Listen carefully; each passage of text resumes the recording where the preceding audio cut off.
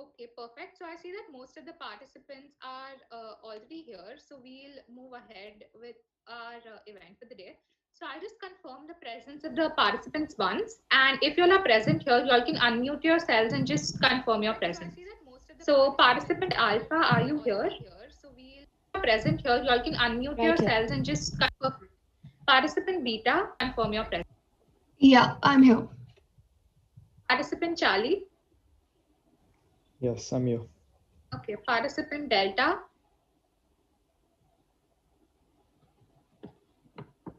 Participant Delta, if you are here, could you please confirm your presence? Okay, no problem. We'll move ahead. Participant Echo. Yes. Okay. Moving further, participant Foxtrot. Present. Participant Gamma.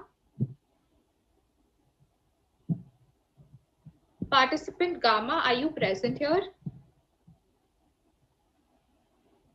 Okay, seeing no response, we move ahead. Participant Hertz. Participant Hertz, if you are present here, could you please confirm your presence?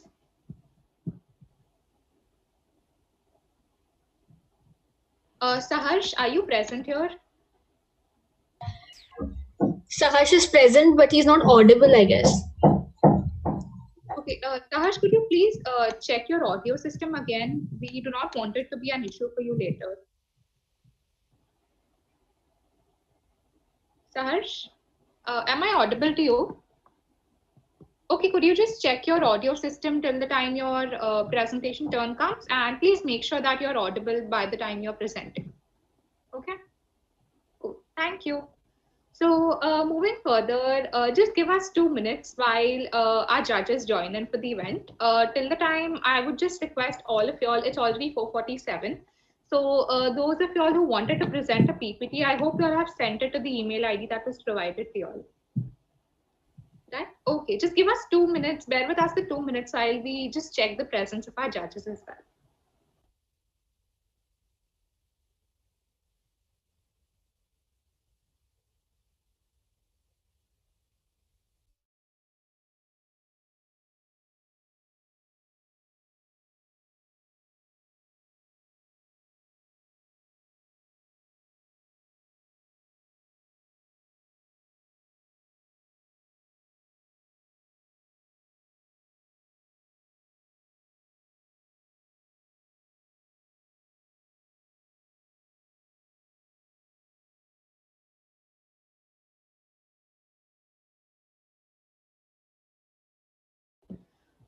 Okay, so participants, just give us a few minutes. Till then, y'all can revise your speech and the presentations that y'all have prepared for the judges. They'll be joining us shortly. Speech and the presentations that y'all have prepared. Hello. Am I audible now? Yeah, Saharsh, you're audible. Okay. Perfect.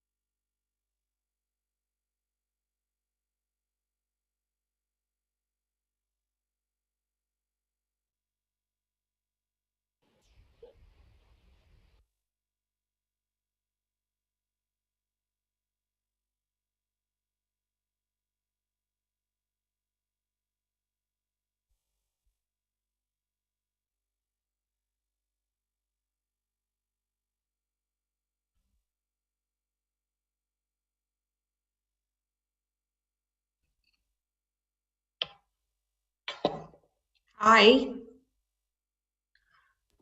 Hi, Namita ma'am. Oh my God, are you guys going to call me ma'am? Seriously, just call me Oh, okay, Namita. whatever is preferable to you. How should we address you? That's fine. Whatever you're addressing, I'm sure you have other things. You've got a search also. Yeah, um, so sorry, ma'am. no, nothing. Do we have the others on yet? Yeah, we have Anirban sir who's already here. We are just waiting for a minute or two while Ketan sir joins in. I'm going to say hi, Anirban sir. Hi. Hi, Namita. Hi, everybody. Hey.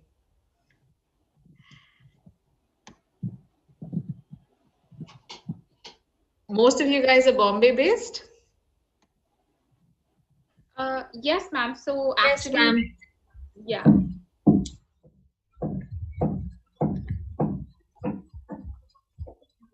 All the We have a participants. couple of outstation students also in our committee. Okay. Yes. Well, I'm based in Gurgaon, so it's well, it really doesn't matter technically anymore. Yes, ma'am. Good. Absolutely.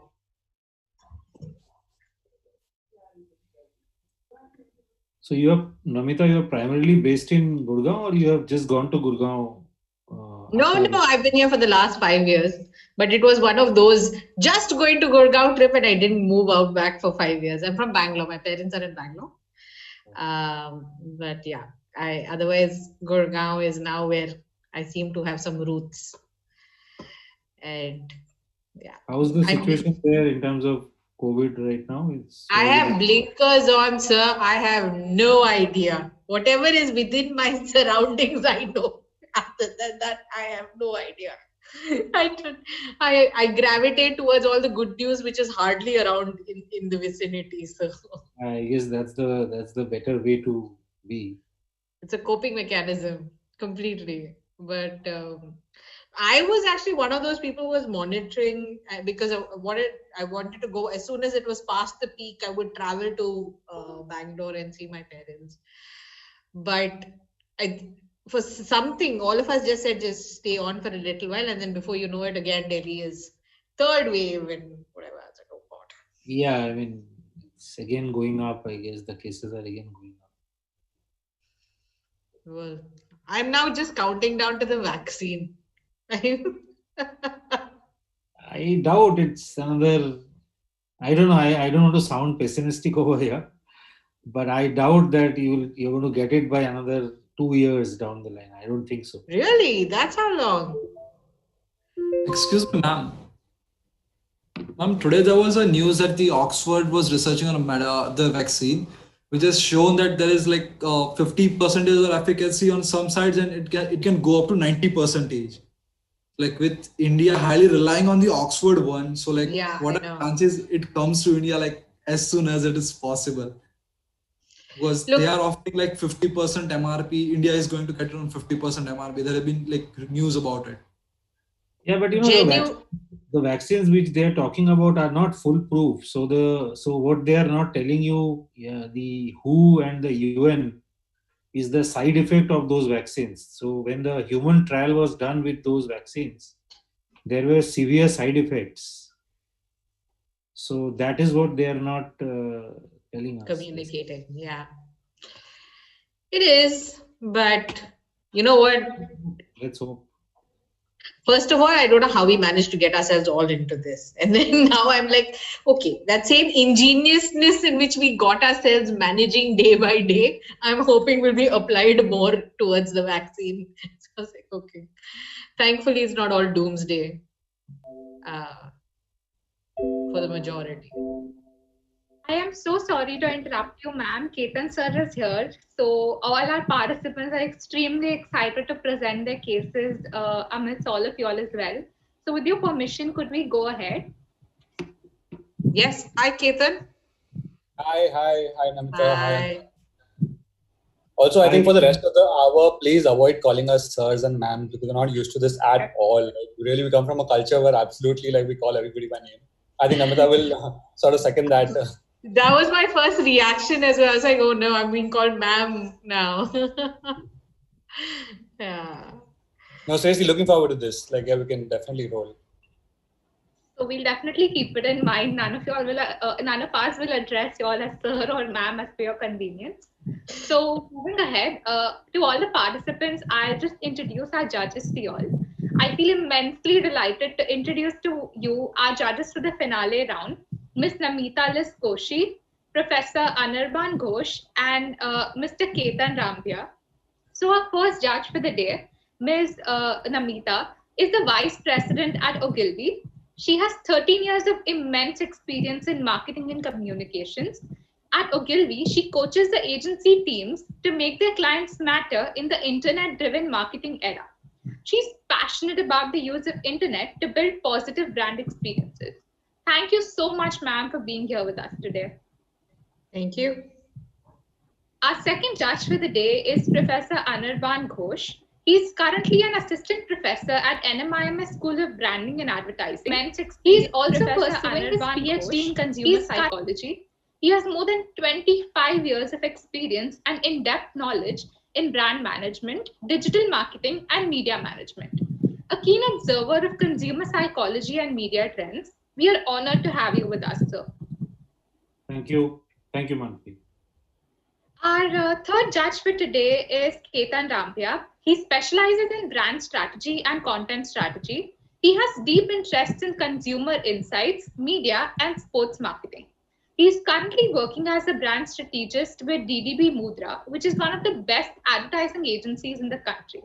His passion for marketing has led him to achieve a lot in his field. I welcome you to this event with utmost delight. Thank you so much, Manasvi. On behalf of the entire AMC team, we welcome all our esteemed judges to the event finale.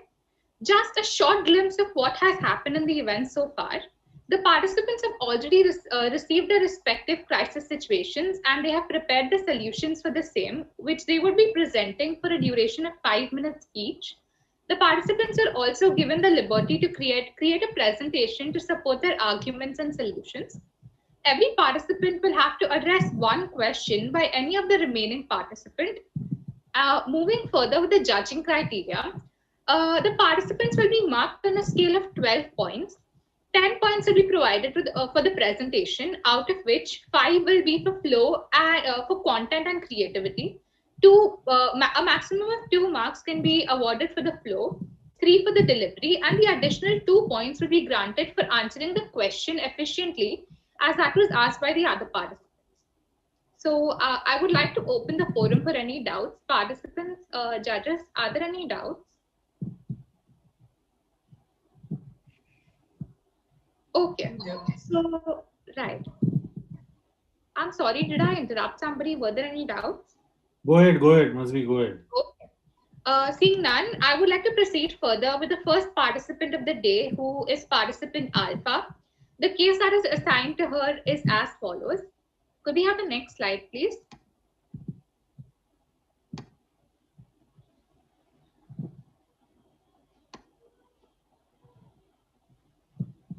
Next. Yes. So the first case of the day is a crisis case on Swiggy. All participants are requested to be attentive, and any of y'all could be picked to ask a rebuttal question to participant Alpha. The video of a delivery guy from Swiggy eating food was virally released last week. The customers were upset that their safety was at risk, especially during the pandemic situation, as the delivery man conveniently resealed the packages with the Swiggy tags after eating it. How would you, as the marketing head, diffuse the situation and rebuild the consumer trust? So, giving the forum to participant Alpha, your 5 minutes of presentation start now. Hi, good evening to our esteemed panelists, Team AMC, and my co-participants. Could I please have the presentation? I had sent it to Team AMC. Sure, Shreya, just give us 1 minute. We'll just put it on. Thanks.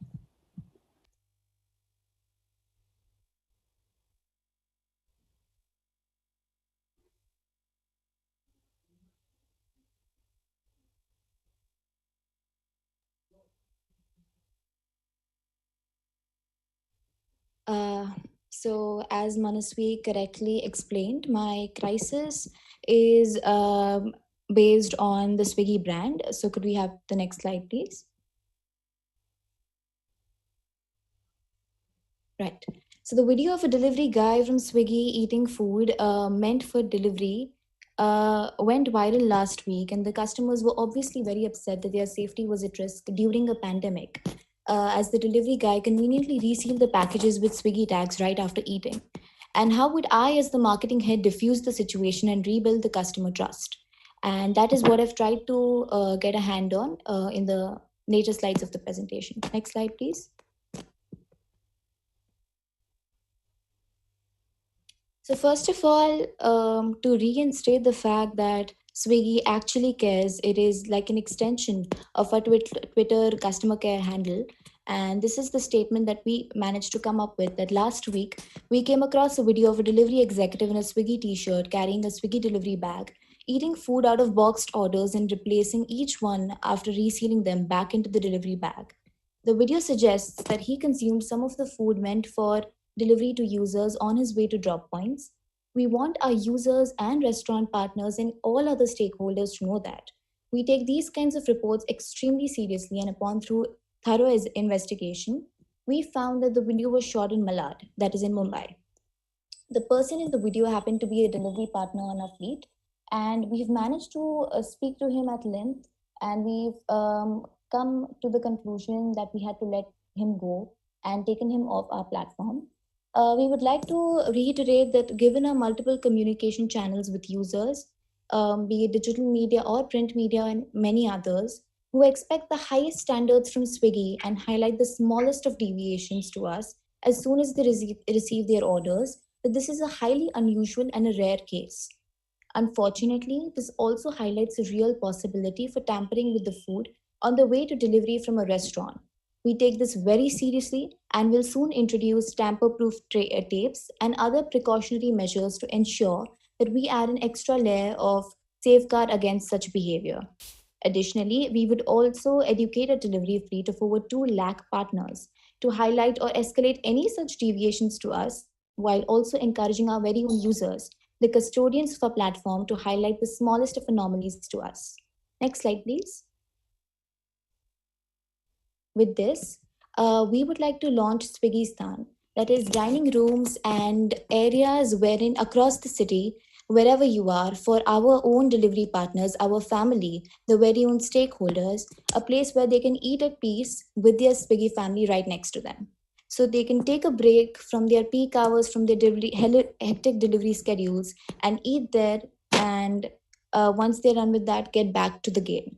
Our delivery partners are the face of our brand and the heart of our success in growing to become the largest food delivery platform in the country. Back to the game. Our food delivery business has grown immensely over the last year on the back of a large delivery partner fleet that work very, very hard to ensure that Swiggy translates to a high quality food experience. We thank them and the strong support and trust from our restaurant partners, customers, and investors. Swiggy maintains a zero tolerance policy for tampering of food, and this particular incident, while unfortunate, only makes a commitment to fleet training, scheduling, and process even stronger. We stand behind our extensive fleet who do the right thing across many hours of the day. Next slide, please. A new day and a step towards a new direction. As the COVID-19 pandemic surges, we at Swiggy are very much so committed to strengthening our safety measures every single day. I'm sorry to interrupt. You have 1 more minute to go, so please wrap up. Sure thing. So, the online delivery of food and groceries has been recognized by the central government as an essential service, and the one that helps keep several citizens safe indoors, which is why we have implemented several measures for the same. Next slide, please. Right. So, right from delivery partner training to masks for our delivery partners with 3-ply masks to no contact delivery, that the feature that we had installed in our app back in March 2020. By opting for such a thing, we could maintain social distancing between our delivery partners and the customers. And in this case, your order will be dropped off at the gate or the door, and you can pick up at your own convenience. To just wrap it up, I would like to say that to err is human, And we do understand that such a mistake is non-negotiable, which is why we had him off our platform. However, we have taken all the measures that we possibly could to not let this happen again. And we continue to encourage and enjoy your support with us. Thank you. Thank you so much. Your time is up. Yep. Thank you so much, participant. That was a great effort. The question to the presenting participant will be asked by participant Charlie. Participant Charlie, if you could please come forth and ask your question. Good evening, respected judges. And Shreya, I would like to ask you something that this was something done if like it was caught and then only it was like you know about it. So it's not a crime or it's nothing that if done won't be evident. I mean, if it was something that if it was done and it was evident to the customers and the people working at Swiggy, then it's a different thing. This was coincidentally it was caught on camera, and because of that we got to know that the person is eating from the food like he has to deliver. But what if he does the same thing where there's no camera? Then how will the Swiggy people assure us that no, nothing's wrong? Because health is concerned in this thing. It's nothing tangible. It's nothing like monetarily you will get a loss or something like that. It's health in the end. So like, how will you tackle with that? How if there's no camera, and if the same thing is done? Right. So, like I said, to err is human, but that does not mean that we consider it to be ethical. Just like if, for example, let's assume that a man who has a monthly income of say 25,000 and has a family of 5 people with an ailing mother and has his daughter's wedding coming up next month. He works at a jewelry store, right? And he's been there for nearly 25 years. Does that give him, but he does not himself have the budget to get a very good set of jewelry for his own daughter. Does that give him the right to steal that piece of jewelry and gift it to his own daughter? Absolutely not. It's absolutely unethical. How we as a brand try to remain vigilant about such cases is, of course, with the help of our customers. Only when a customer, a user, probably a non-user brought it up to our notice was when we realized that such a thing is obviously prevalent, and we have taken several measures to keep it.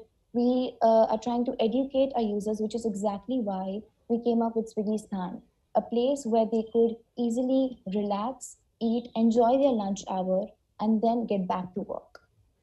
So yeah, thank you so much. Thank you.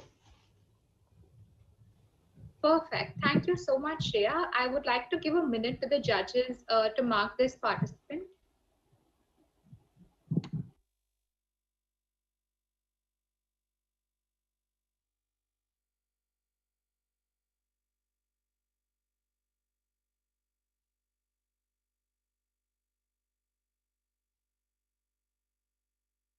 Okay, perfect. So moving on, we have a second participant for the day, participant Beta.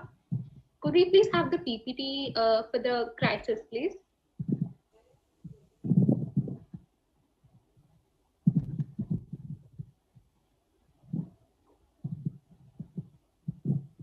Right. So the second crisis case for the day is on Trilog. Trilog's popular Rice Krispies cereal had a crisis when the brand was accused of misleading consumers about the product's immunity-boosting properties, according to CNN.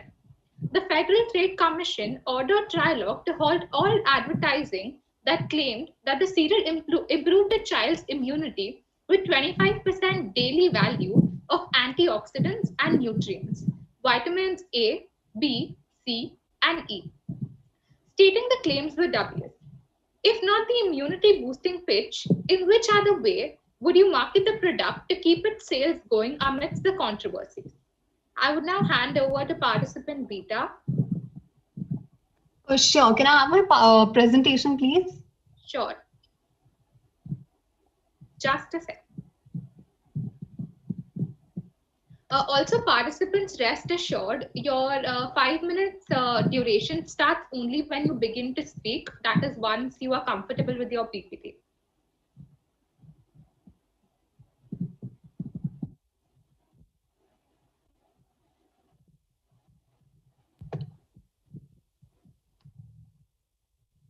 Yeah. Firstly, a very good afternoon to all the guests present here. My case is basically on a crisis on a cereal product which was accused of misleading consumers about its immunity boosting properties. Can I have the next slide, please? Oh, yeah, the next slide.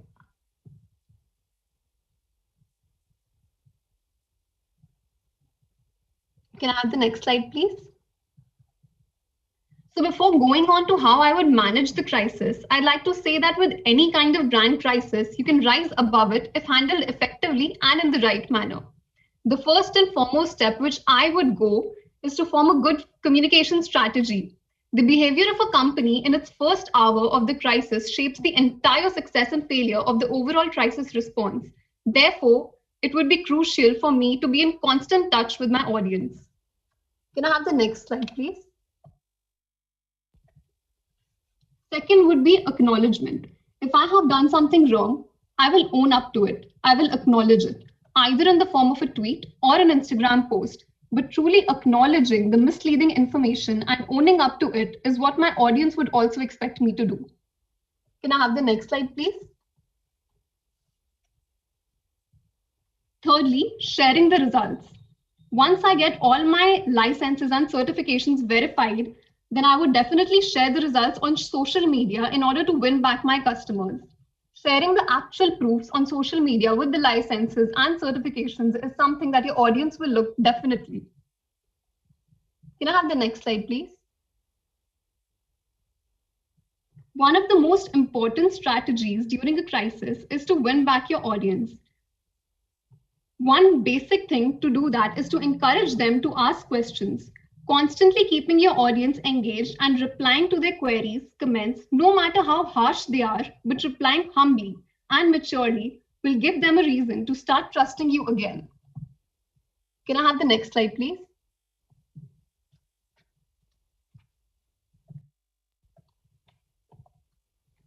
Lastly, once all this has been done, I would make a comeback.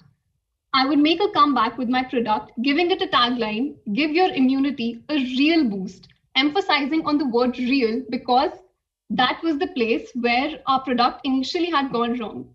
Even though this move might prove to be risky, but are you really running a business if you don't choose to go the risky way? Therefore, I would give it a tagline, give your immunity a real boost. Thank you. Thank you so much, participant. That was a great effort. So moving on, I would like participant Foxtrot to address her question to our participant.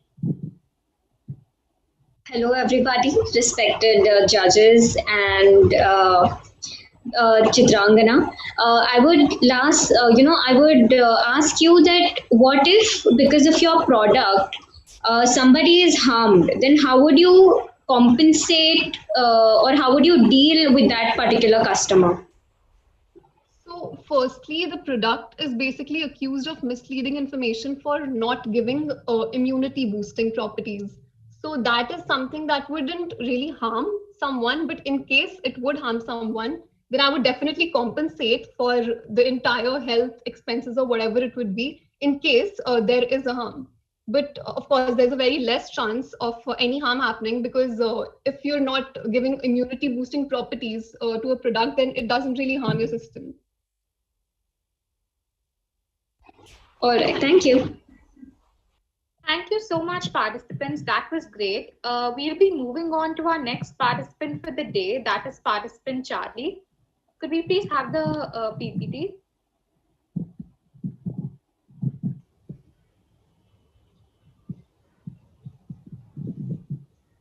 Yeah, perfect. So, good afternoon, respected panelists and my fellow mates. Yeah, I'm sorry to interrupt, Manas. We can continue. I'll just read out the case for the rest and then we'll definitely give you the forum to speak. So sorry to interrupt. So the case that was assigned to the participant is as follows. What if TikTok were to return officially? Imagine if the government uplifts the ban or TikTok somehow manages to tackle the Indian government requirements and finds its way back. But given the public sentiment, how would it best make its comeback? What would the brand team do? And to address this issue, we have participant Charlie. I will hand over the mic to him. Thank you. Thank you, Manasvi. Can I have my first slide, please?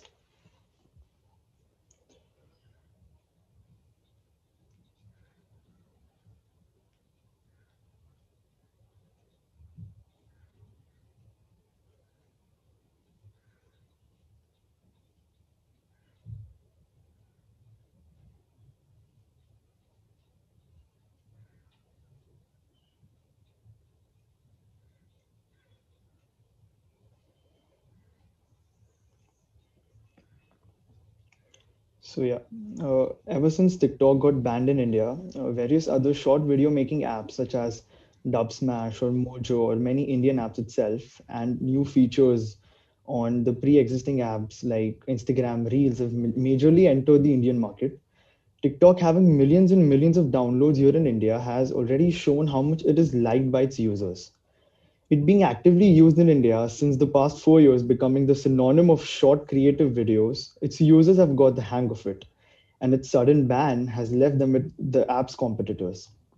If TikTok makes a comeback in the Indian market while the user base is still getting used to its competitors, it might be welcomed because of the popularity it gained previously, the comfort its users have while operating it, the influence of various TikTok stars, and many more.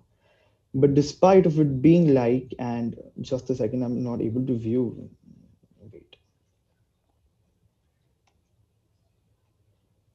Yeah, but despite of it being liked and used so much, there's a factor of patriotism that will act as a barrier, and that is where the challenge comes. The next slide, please.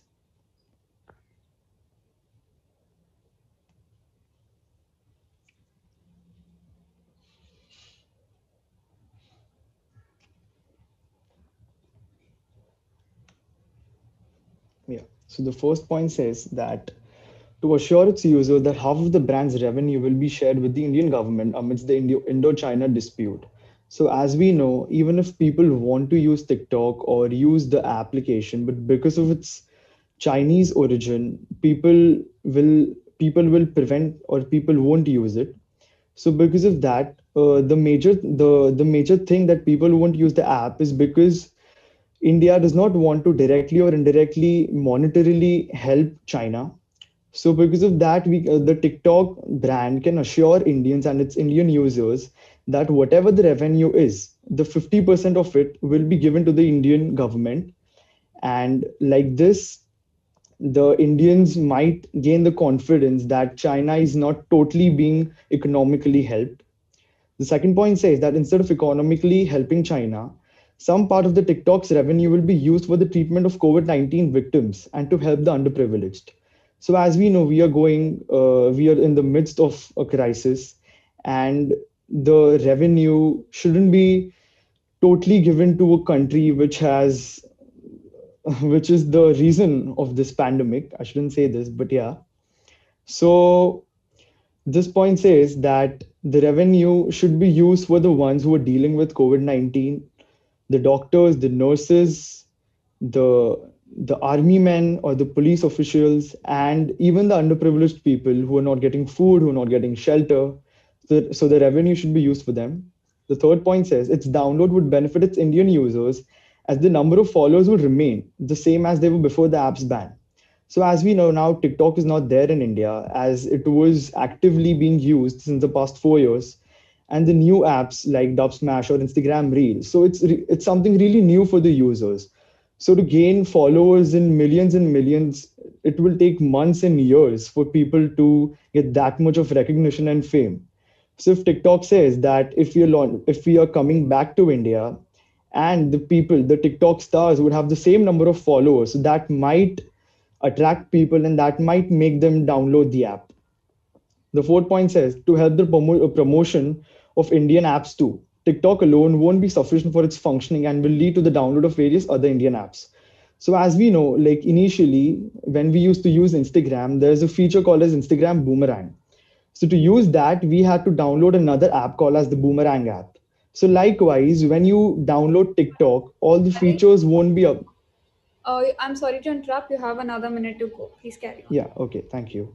So if you download the TikTok app, you won't be able to fully utilize it unless and until you download the other apps that are Indian based. So likewise, the TikTok app and the Indian apps, both of them are like downloaded simultaneously. So if TikTok apps are downloaded on a large scale, so will the Indian apps be. And the last point says concept of TikTok fest in India sooner or later. So like we know, we have a lot of small festivals or places where for 2 or 3 days there are certain merchandise and certain events of a particular application of, like, for example, YouTube Fan Fest. So if we keep something like the TikTok Fest, where you can meet your TikTok stars, where you can get the merchandise of the TikTok filters or something really creative, where you can interact with people and stuff like that, so that might attract people. So that would make them download the app. Yeah, that's all from my side. Thank you. That was amazing to hear, Ashutosh. Thank you so much for your efforts.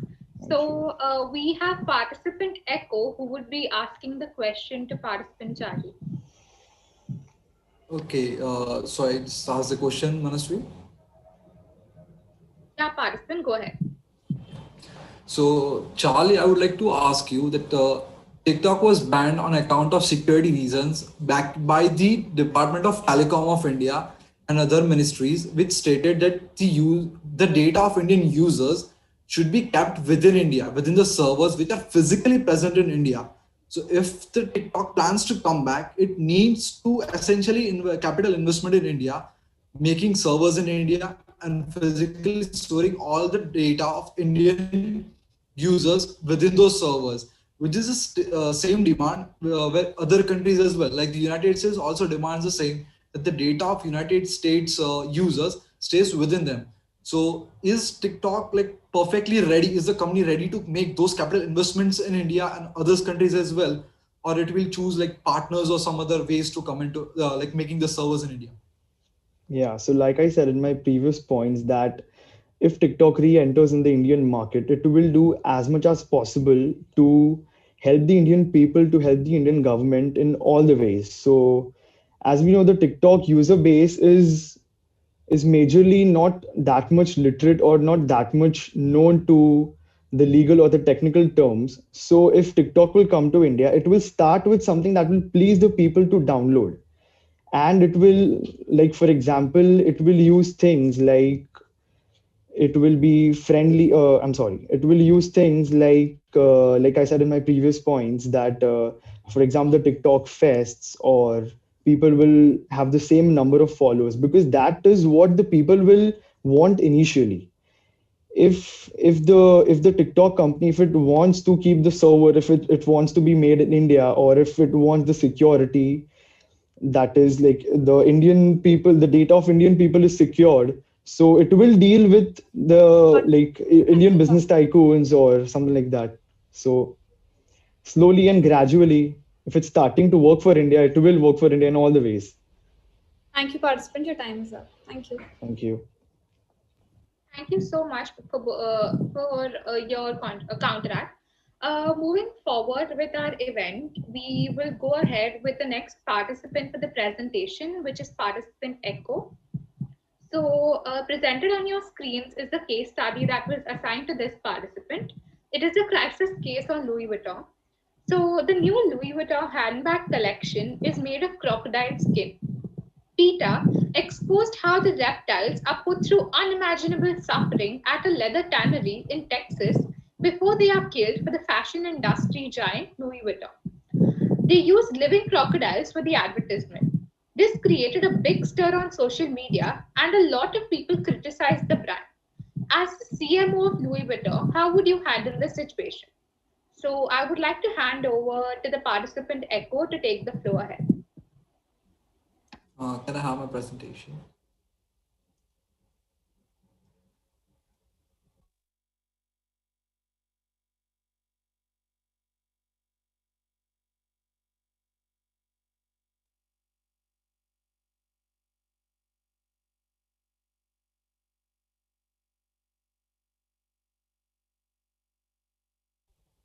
So first things first, let's look at what were the allegations and what is the crisis right now.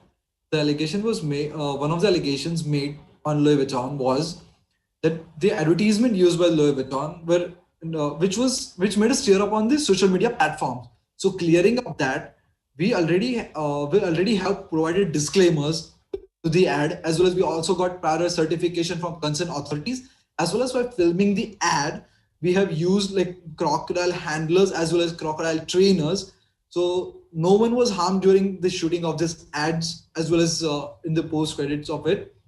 So we would be providing this through press releases, all the points, as well as we will be showing it upon our websites, as well as promoting it through our Instagram handles.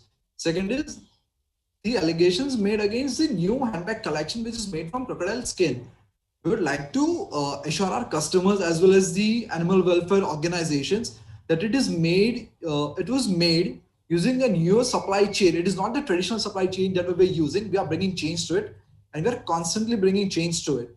And the last thing is allegation of reptile suffering at a leather tannery. First thing I would like to clarify over here is tannery is a place where the skin of the animal is processed, and it's not the place where the animals are skinned.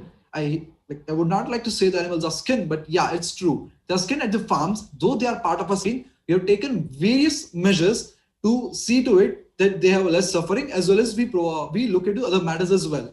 So for this, I would like to present the LVMH objectives, which will be shown on the next slide.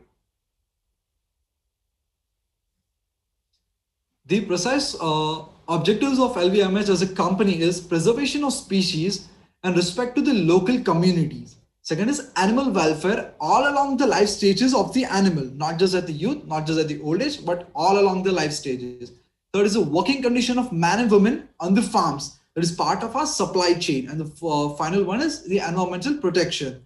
These are the objectives, and the ways and means to achieve these objectives would be present on the next slide.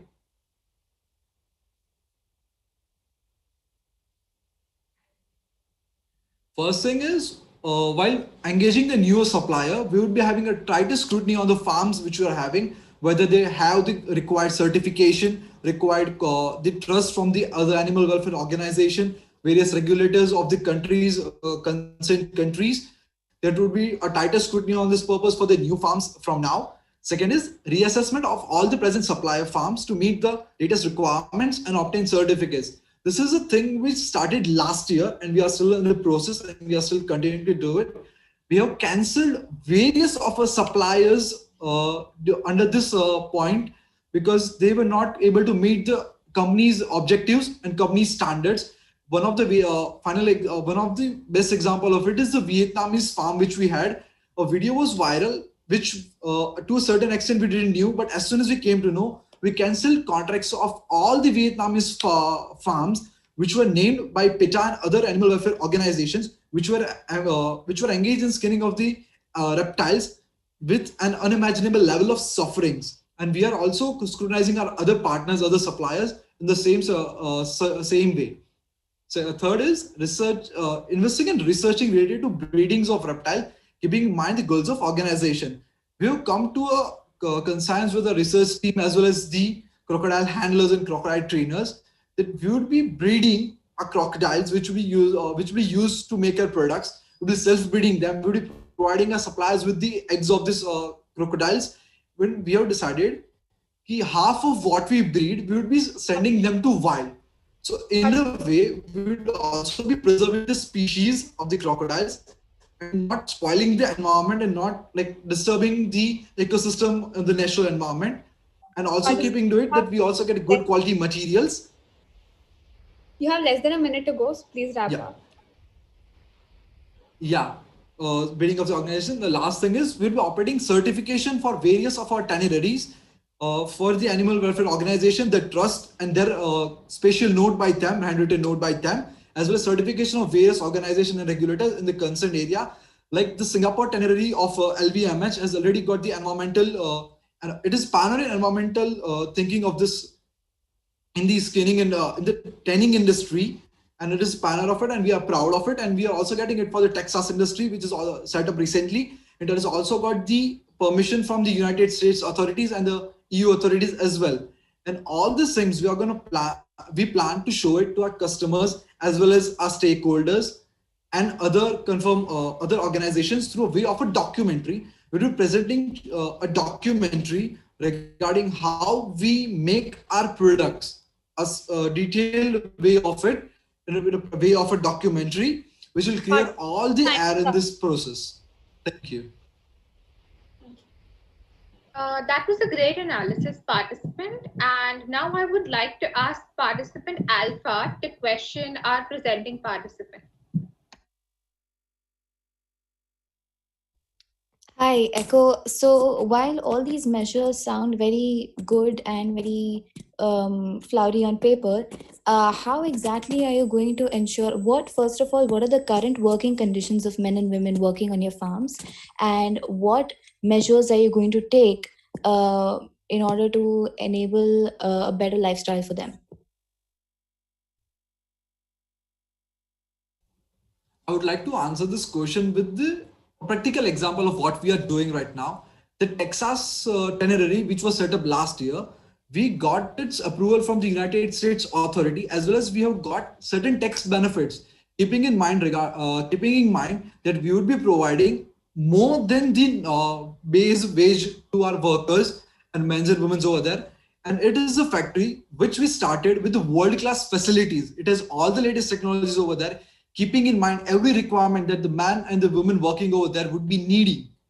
So yeah, we'll be looking to the every requirements, and also it is brought with the planning, as well as it was brought to the notice of the United States that the tannery setup in Texas has brought employment to various number of peoples in the small town over there. So in a way, the town is also developing, and till today, we can see that the population of the town has actually grown 10%, of which most of which is due to the migrant workers who came to work in a tannery. So yeah, in a way, we are also ensuring lifestyle of our employees. Thank you. That was great. Thank you, participants. I would give a minute to the judges to mark these participants.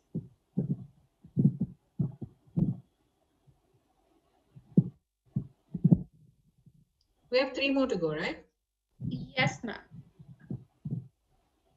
So judges, if you all are ready, could I move ahead? Yes, please. Okay, perfect. So moving on, we have the next participant for the day, that is participant Foxtrot. The crisis case that was assigned to her was on Havel's Max RO. So recently in May, in the wake of sanitation advisories around coronavirus, Havel's Max RO water purifier put out an advertisement graphic that immediately drew flag for class discrimination. The still endorsement advertising the brand's atta maker and bread maker showed a pair of hands kneading dough with the caption, "Are you allowing your maid to knead atta dough by hand? Her hands may be infected." The ad had evident classist overtones, as social media users pointed out, saying that it was horrible of the brand to imply that the house helps, who were primarily belonging to the economically weaker sections, were susceptible to poor hygiene and the virus. Many even called out the brand's use of the term maid, which is perceived to have derogatory connotations. As the CMO of the company, what would you do in this situation? So I would like participant Foxtrot to take over. Thank you, Manasri. Hello, everybody. And can we have my presentation on, please?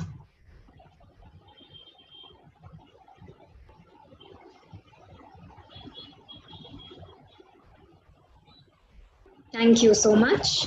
So to begin with, as a CMO of Havells, first I would like to introduce you to Havells. So Havells India Limited is an Indian electrical equipment company which is based in Noida, India. The company has products ranging from domestic to commercial and industrial appliances. Now, if Shylock's dialogue, "Thou stickest a dagger in me," were used for a year, then that year would have definitely been 2020. 2020 has absolutely been a difficult year for all of us. So in addition to this, there have been some criticisms also that we are facing due to some misinterpretations. Let's see how can we solve it. Can we have the next slide?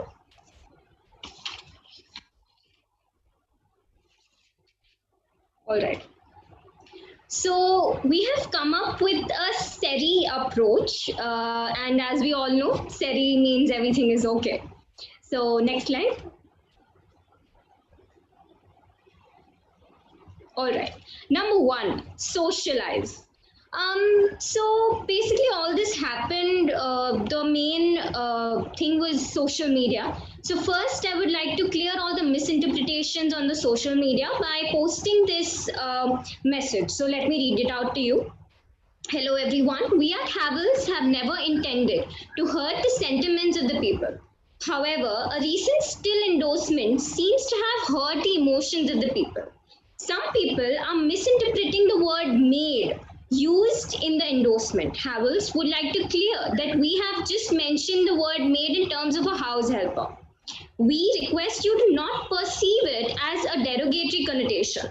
Besides, the caption, are you allowing your maid to knead atta dough by hand? Her hands may be infected is just a possibility. In such a pandemic, the house helpers, they work at several houses and they come in contact with several other people, and hence there is a high chance of with they have a high chance that they can get infected. This has nothing to do with their financial backgrounds. We have always been in interest of people, and hence we are withdrawing this ad sequence. Next slide, please.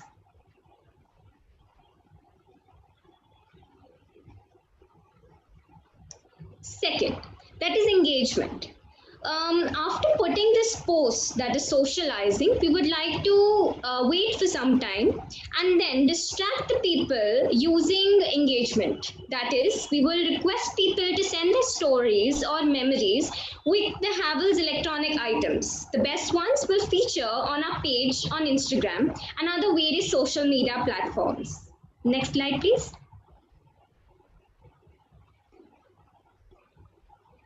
Renew. We will come up with new and inspiring ads relating to women empowerment or some emotional or inspiring stories with are heart-wrenching and are relatable to the customers. And we would also come up with some ads which are product-oriented and relating to the festivals that are associated with our country. Next slide, please. Increasing awareness. After all this, we would also like to increase awareness to clear our image, because we do not intend to harm any social or the sentiments of the people or the customers.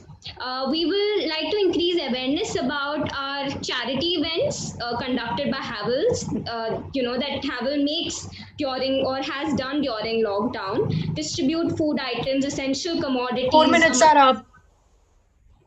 Yes, so I would just like to conclude that all these were misinterpretations. We are not intentionally hurting the sentiments of the customers. And I would just like to conclude by saying that Havels is for the people and by the people. Thank you so much. That was truly well spoken, participant. Now, I would like participant Hertz to ask participant Foxtrot a question.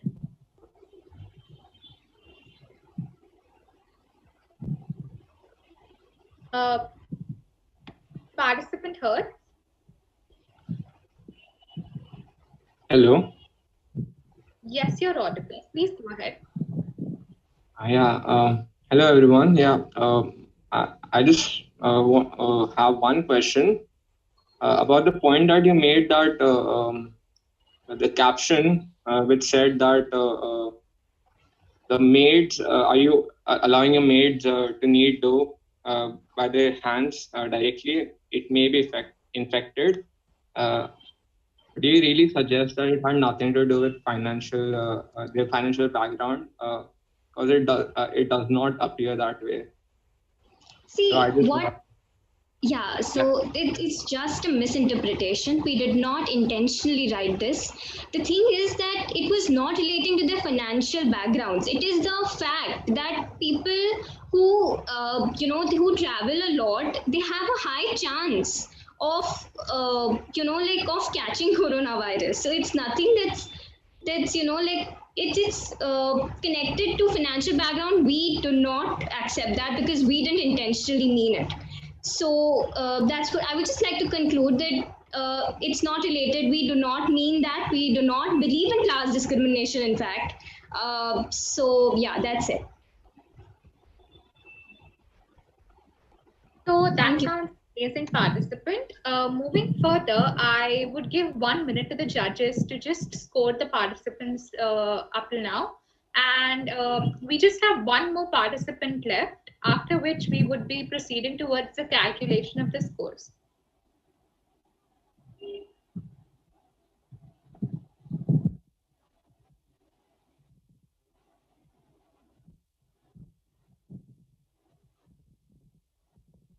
Right, judges, could I go further with our last participant for the day? Go ahead. Okay, perfect. Could we please have the PPT? So the next participant, who is also the last participant for today's event, is participant H, that is Saharsh. So could we please have his case on screen? Right. So the case assigned to this participant was that of the brand Fair and Lovely. Fair and Lovely came out with a much talked about commercial themed around #MeToo movement. The commercial called out men to be better versions of themselves and sparked a discussion. The opinions of the Twitterati were divided. The commercial triggered a debate about whether companies should simply stick to promoting their products or sell social causes as well. So how would you justify the stance of your company's advertisement? I would now like to hand over to the presenter, Saharsh. Yeah, hello everyone. Yeah, if I could just have my presentation, please.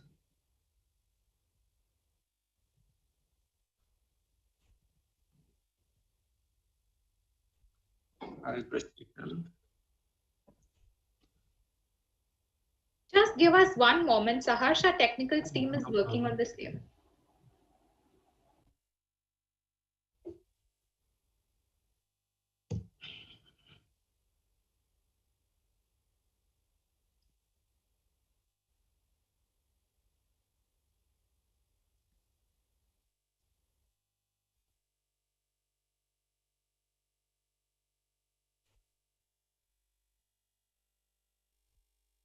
Technical team, could we please have Saharsh's presentation on screen?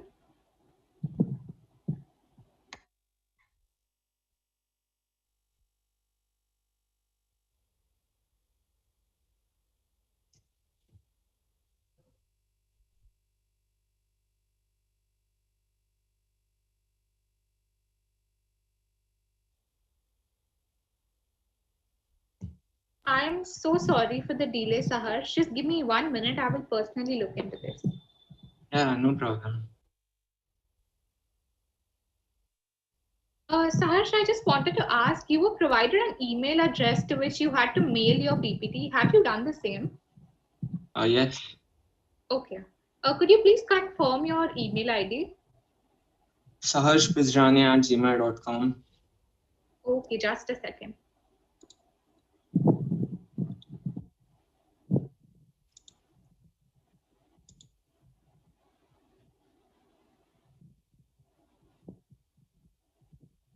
Saharsh, we haven't received your presentation. You mind sending it again? Yeah, sure. Thank you. Should I mail it on WhatsApp then? I mean, send it on WhatsApp? Yes, that would work. Or you could just share the hosting rights and you could just present from his own screen. I'm actually using my phone, so I won't be able to do that. All right, you can send it to us on WhatsApp. That also works. Give me a minute, please. Yes.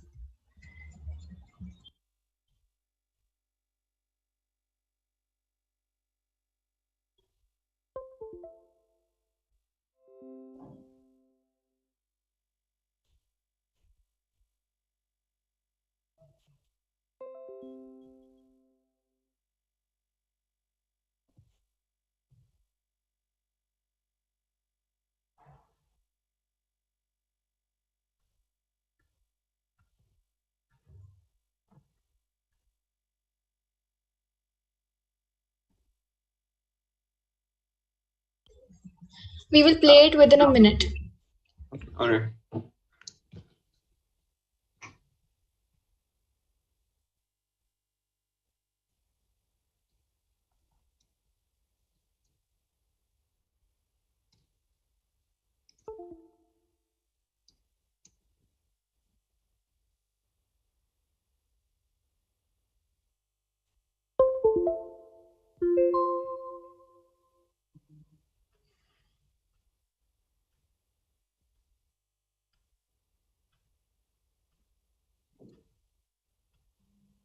I think we can just keep it a little more engaging. Namita, I have a question for you if you don't mind me ask. What's the best piece of work that you've done so far in the lockdown in 2020? How's that been? Oh my Lord. That's such a tough question. I think I have more admiration for a lot of the work that we haven't done, and some of the others have. I think clearly the one that's gotten everybody talking is what happened on Cadbury from Bombay. I don't know if you guys saw that one. That was quite nice. I didn't have. I mean, to be honest, I have a different role in the Delhi office, but that was quite talked about. I liked some of the stories that came out, Volta's stuff. What did you work on? And I'm sorry, we're back on. So should we? We'll continue the discussion after the presentation. So we'll definitely talk about it. Thank you.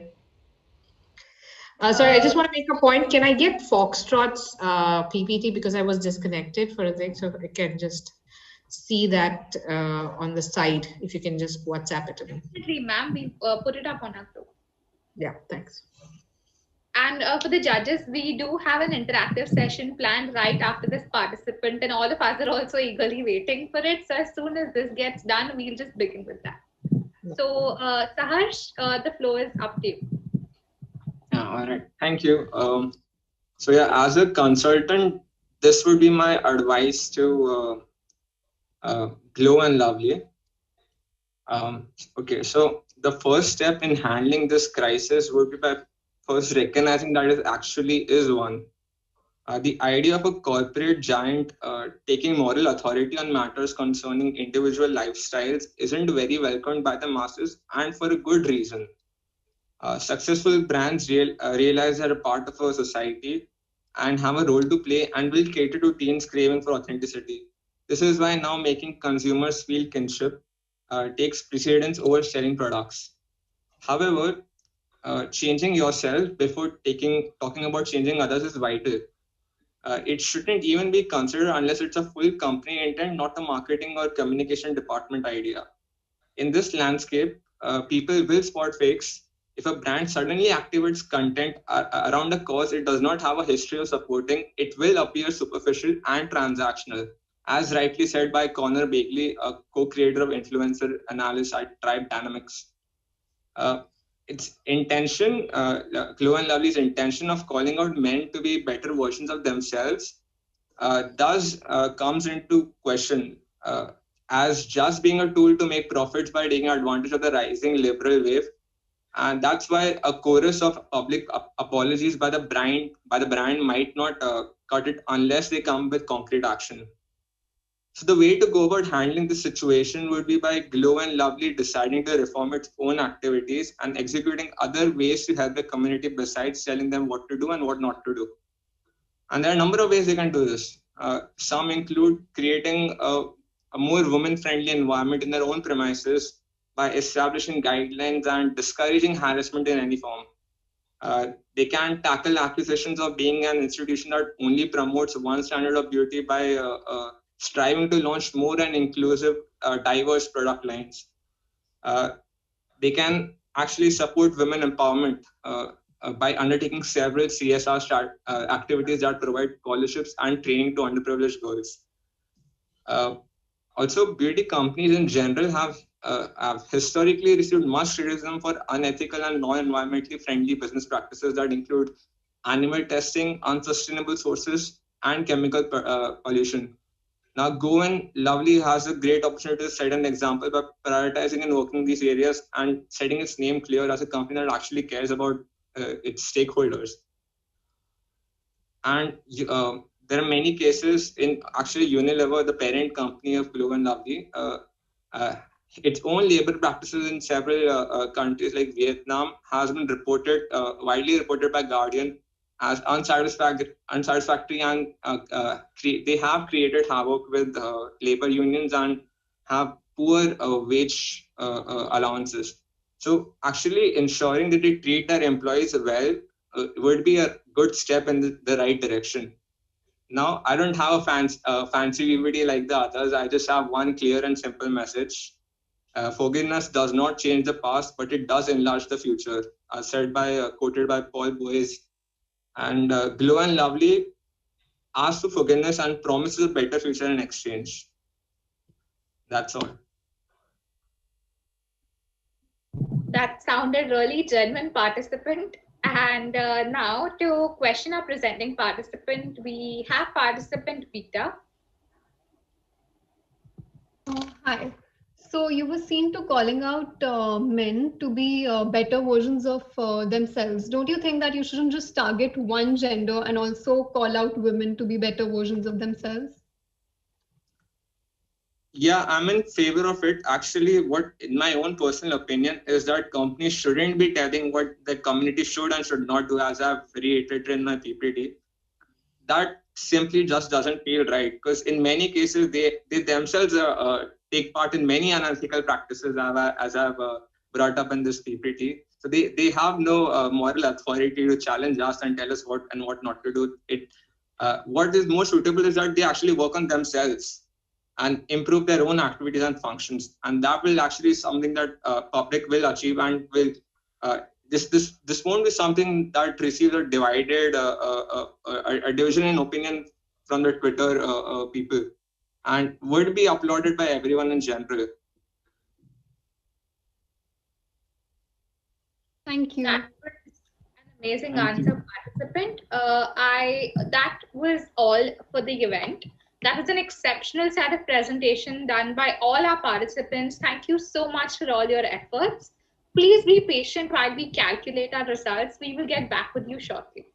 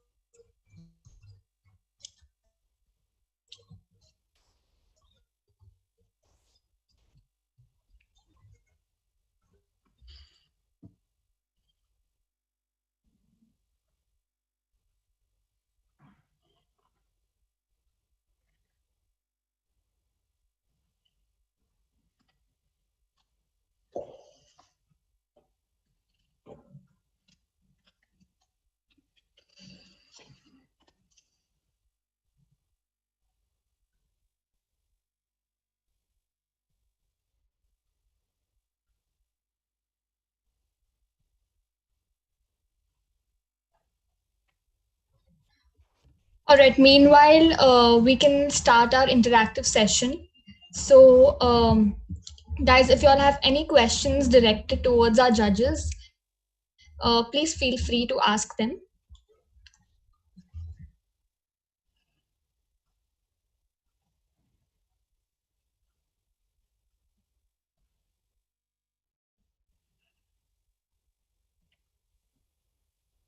Hi everyone. I know this is a very basic and like the starter pack of any question round wherever you guys might be going, be it for interviews or for judging.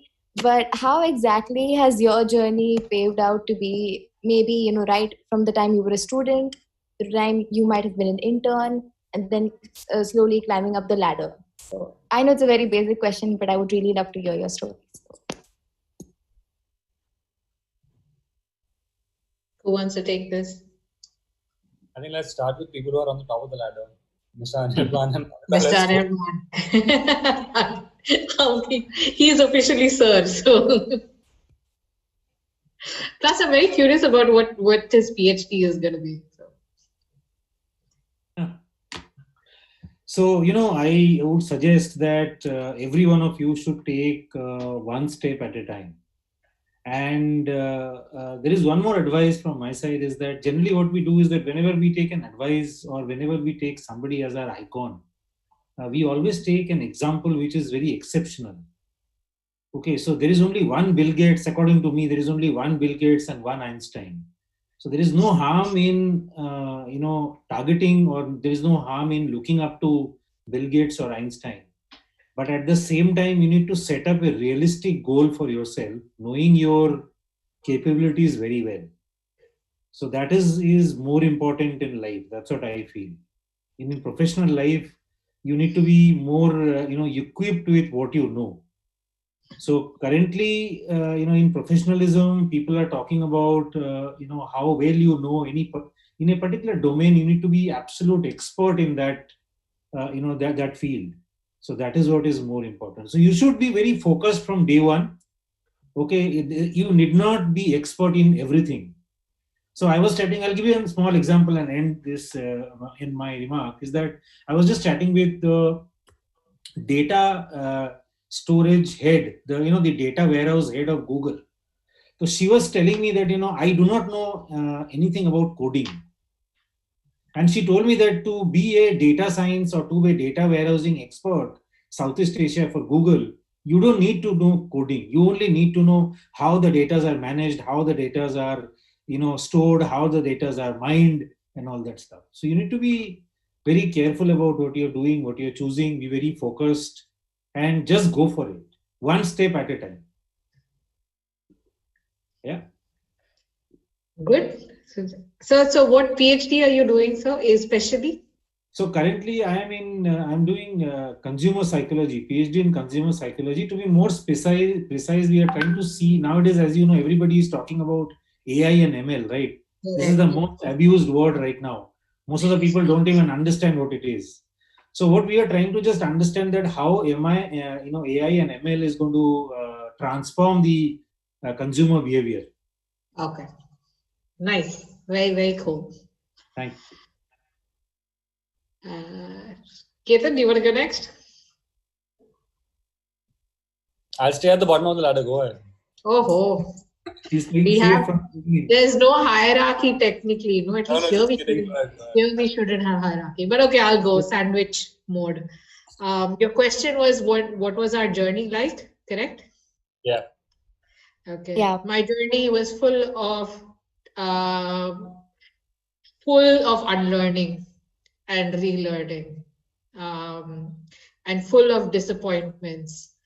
I think they were just but conquering those disappointments. I got out of, I was one of the brightest kids in school, and I thought I had arrived in life, and getting a job was it.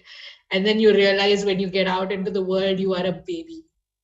You are like day zero. And then every single day is like becoming a baby to a child, to an adult, to whatever. And you have to fall, you have to learn to, deal with your emotions, deal with so many things. You have to learn how to read people. You have to learn that what you know is nothing compared to what is actually being put out there. You've got to learn to take risks, which inherently for Indians and for women is not like a very comfortable space. You have to learn to have difficult conversations. So for me, it was a lot of like going down and then trying to come up, and then going down again, and then come up again and down again. So, but personally, at least now when I look back, there was no other way to learn. There is no sorted path. If you're not going through pain, you're not growing. Simple as that. And if you're going through life very smoothly, any path, either you've cracked it very smartly and you're super smart ahead of everybody else, which I doubt, or you're living in ignorance. So I would say don't be afraid of difficulty and conflict and complexity and not knowing anything. And I think that the one learning, I'm so grateful that I was born in the 80s. I graduated in this side of globalization. I grew up with information technology because it's such a level playing field everywhere. I can have a global career today sitting in Haryana. So it is wonderful. And, like 75 years ago, women in the workplace was not even a concept that was accepted. You just have to understand we've got the advantage of a beautiful moment of history and progress right now, and don't screw it up. Go for it. That's all. I think that's so amazing because honestly, the one thing that I've realized over time is, I don't know, so a lot of people here, I think I'll resonate a lot with them because I'm a 90 child. So, and I'll just use one reference to what actually Namita was saying. All of us have done college festival or something or the other in our co-curricular at some point in our lives, right? And you grow from a volunteer to eventually becoming the topmost position, being a chairperson.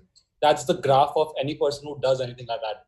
But a lot of people forget the fact that once they get done with being a chairperson, the next chapter has to start from volunteer.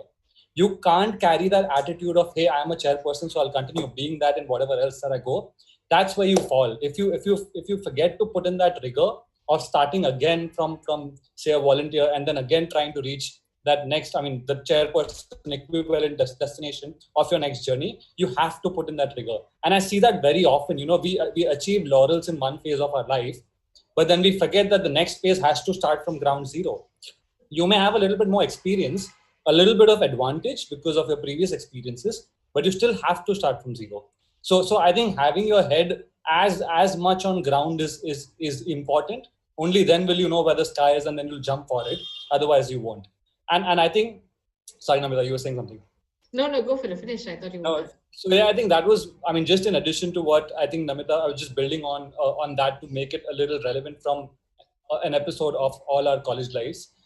In addition, I'll just say three things very, very sharp and crisp.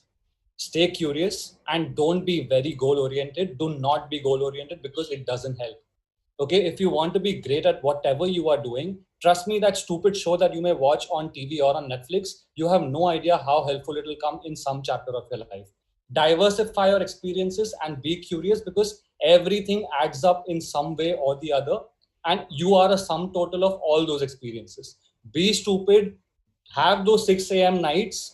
At the same time, even have the stupidity of waking up at 7 and chasing a girlfriend or a boyfriend. Just do everything, like have a holistic sort of an experience, because if you don't do that, somewhere or the other, you're actually not living life enough to excel, at least in our industry called marketing and communications, right? Yeah. The more diverse your experiences are, the more they're going to help you in life. So if tomorrow your parents come and say that, hey, too much gaming, do not play, you have no idea the next big campaign that you crack might be from gaming. And you wouldn't have known that had you if you're not played it. So of course, marginalize it, like be a little wary of what you're doing, but do it all. That's my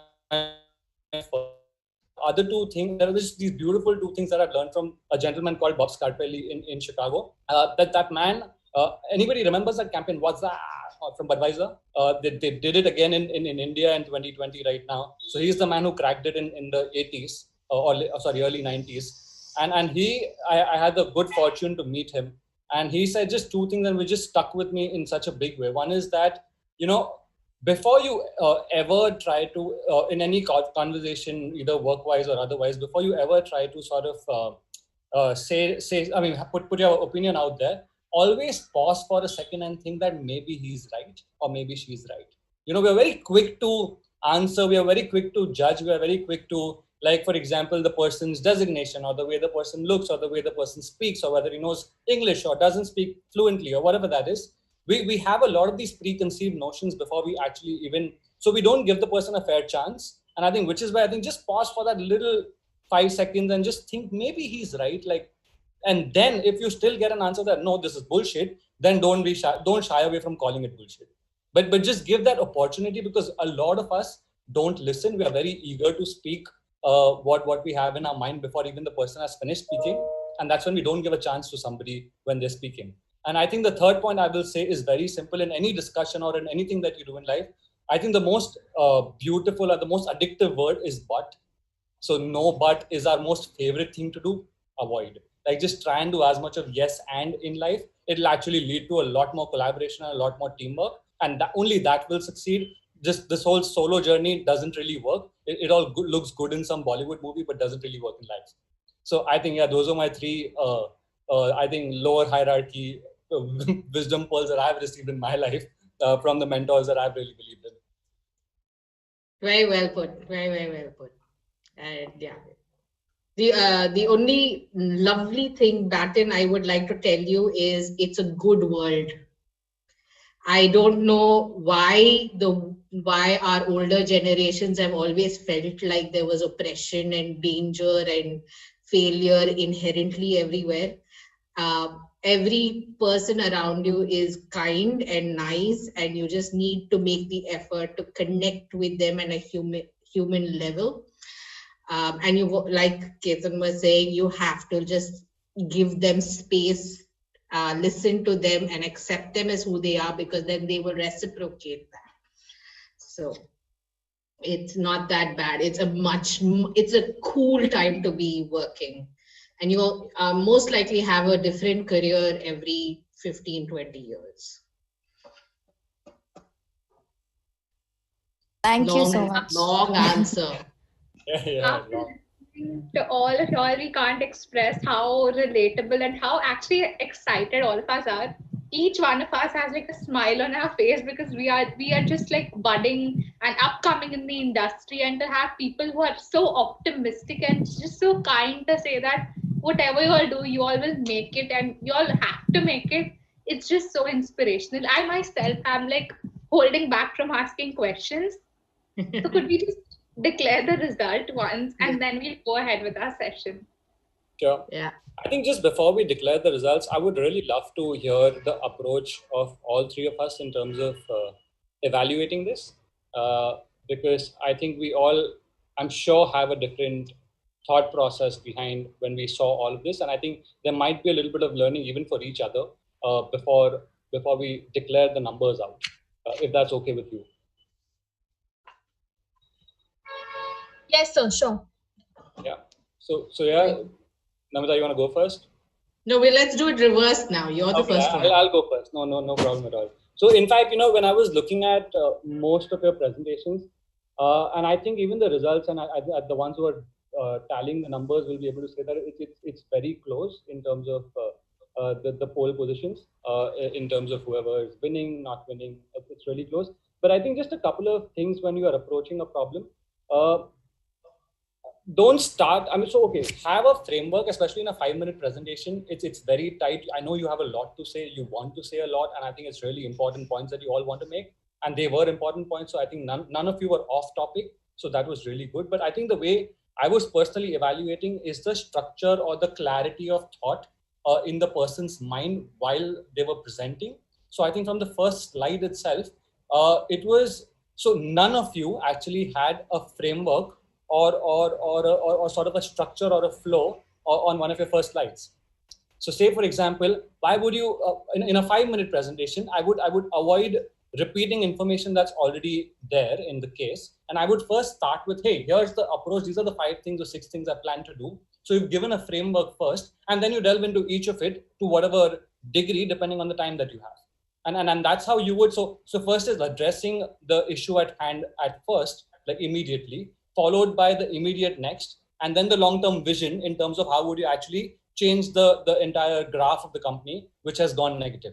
So, I mean, of course, there are multiple structures, multiple frameworks, and that's why I'm not getting specifically into what framework works. But I think always start with your framework, almost like, a summary on a slide in a short presentation, not in a long presentation, because in a long presentation, you want to build that story arc and you want to build that crescendo where people are, like you're taking somebody through a journey. But in a short presentation, you give your framework out first so that just in case, even if you have to hurry up towards the latter half and somebody says, hey, only 1 minute to go, you've at least told me what your whole picture is up front. So you don't have to worry whether you've delivered everything or not. Because that's why you'll be able to pace. So I think it's very important to give that up front. So that clarity of framework, it just speaks volumes, right? This person knows exactly what this person is trying to say. And then you go through it. So I think that was one thing that was lacking, and maybe that's something. You all have the content. It's just that your packaging of the content could have been slightly different, which makes your argument stand out really strongly. So that's definitely one thing that I would like to point out in terms of feedback. Over to you. In my case, I was analyzing each person, all 6 of you. I was looking at what you pulled out, what you presented, and then I could see 6 completely different approaches to the same to solving a problem. The problems were different, but the approaches were also different. Overall, I thought 3 of you all really stood out as potential fantastic crisis managers, if at all a crisis had to come out. But would your solution hold in the real world? Most likely not. And there's a lot of learning that you need to do. And I think the one framework I would tell all of you, if you really are pursuing this, is just go with Simon Sinek's Golden Circle framework, which is why, the how, and the what. And that just, I mean, especially for a crisis, if you start with why and you connect, and then it's easier to solve it. So crisis management is an art, a beautiful art, and a necessary art, because every brand today is completely getting crucified and scrutinized with everybody online, with all the team, with all the groups online. So it's not an easy job. And some of you were like, if I would be a CMO doesn't really last more than 1.5 to 2 years anymore, right? 1.8 months is the average data. Yeah, so it's like every decision you'd make can be a fireable decision. And a CMO has to take decisions, you know, and it's not just about saying the right thing at the right time and all of that. You have to say, like in the case of Swiggy, are you on the delivery guy side or are you on the customer side? Whose side are you on? Don't try to be everybody's thing, right? So yeah, that's my 2 cents. I analyzed. I think you'll have potential. You'll have very different approaches. If you can, build on your knowledge and the art of crisis, this is a good exercise. And I was pleased that you did homework on your problem. Though I would say all your rebuttals could have been better. Yeah, I think you got cornered quite easily. And I think what's beautiful about strategy, and I think the best definition, and Namita and Sir, you can sort of validate, is that what you to be clear for what not to do. When you are often in a situation where you don't know, what you have to do, start with your options on table and start cutting out what you don't want to do. You will arrive at what you have to. That's another way of approaching how to come to strategy, because that at least makes you look at all the possible options. And then you start rejecting which ones you don't want to go after. Rather, if you go after what you want to do from the beginning, you've probably not even looked at all the possible.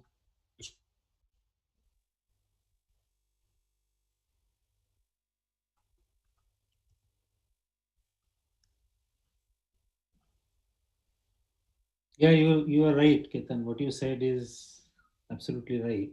Am I audible? Yes, sir, you're perfectly audible. So, see, I would look at it in a little academic way, probably, because we analyze all the brands, whoever is currently and in the past also have faced this kind of crisis, and how they would manage the crisis. And we give examples of various brands in our classroom as well. So if you think, there are 2 thoughts in this, so one is the old school thought, where I have spoken to many of my CMOs and the friends in B schools and who are now the CMOs of different companies. They are saying that, see, we are from the old school, so we don't get into these kind of framework where we can probably get into a trouble. So we are here as a CMO. Our job is to market our product, sell our product to the TG, and we get into that straight. So we don't get into the social taboos or these kind of stuff. We don't pick up this kind of stuff with our product. That is one set of CMOs who talks like that. The other set of CMOs and the brands who wants to do something in this society, where in a complex country like India, we have got so many social taboos and So many things are there, right? You don't know who's going to feel bad on what, right? So in that sense, do you really take up any social issues and talk about it with the help of your brand? I personally feel one should. If the brand is very strong, one should do it, but don't go back. Once you get a rebuttal from the society, please do not go back. I still feel I would name that the recent ad which you saw, Titan, they should not have gone back from what they believe. See, Nike also did the same thing with Colin when their shoes were burnt and all that, but they never went back. They stood by what they think. Here, Titan also should have stood by what they think, according to me. Now, the crisis management, how do you do this kind of, now when this kind of situation happens, how do you handle it? My simple advice to you guys would be, think yourself as a consumer. Put yourself in consumer shoes and think about it. Analyze the situation. There are many times currently in social media. See, I have got like before starting of my academia, I had a digital marketing company also that still exists, which is called Brand First. So we do a lot of consumer engagement campaign for most of the FMCGs like Britannia, Nestle, Mondelez, and everybody. Okay, so we handle all the brands of Britannia, all the brands of Nestle and Mondelez. So I can tell you that if you put yourself into consumer shoes and analyze whether the matter which is people are talking about as a crisis, is it really a crisis? So at many times nowadays, in digital, see, digital has those pros and cons. Okay, so I feel digital are being used, most of the people, in a very wrong way, because most of us in India don't know how to use digital media. So so what happens is we make things out of proportion. As a consumer, we make things out of proportion, but when it comes to our own thing, we try to make it very subtle. We say, "Nee, okay, that's fine." But if that happens with Maggie, then I immediately go to Maggie Facebook and write that, "Hey Maggie, this is not expected out of you." So just because you get 10 rebuttal from the consumer on your Facebook page, you are not going to go back to the drawing board and change things. So you need to think case to case basis. You need to do that. You need to go to consumers' shoes and understand whether it is a real crisis or not. That is what is currently up to it. And as I always say, I'm telling you again, each one of you is a brand. Every human being is a brand. So the moment you start thinking yourself and the brand which you are associated with as your own baby, then I don't think you will get into these kind of crisis in that way.